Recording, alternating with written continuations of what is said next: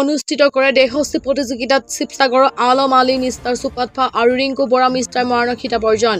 টাই আহোম যুৱ পৰিষদ অসম টাইপা মৰাণ মহকুমা সমিতি উদ্যোগত আৰু মৰাণ মহকুমা আঞ্চলিক সমিতিৰ লগতে মৰাণ বাৰ্ষিক সহযোগত মৰাণ মিলিত শিল্পী সমাজ প্ৰেক্ষাগৃহত অনুষ্ঠিত একাদশ বাৰ্ষিক কেন্দ্ৰীয় চুকাফা দিৱসত অনুষ্ঠিত দেশস্থী প্ৰতিযোগিতাত FFLG শিৱসাগৰৰ আলম আলী মিষ্টাৰ সুপাতফা আৰু ফুলীয়া শৰীৰ চৰ্চা কেন্দ্ৰ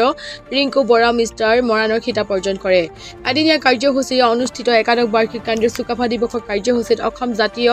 পৰিষদৰ সভাপতি লুৰিণজ্যোতি গগৈ উপস্থিত হৈ হিয়াৰ আমঠু জাতিৰ মহানায়ক জুবিন গাৰ্গৰ প্ৰতিচ্ছবিত বন্তি প্ৰজ্বলন কৰি শ্ৰদ্ধাঞ্জলি অৰ্পণ কৰে আৰু বক্তব্য ৰাখে।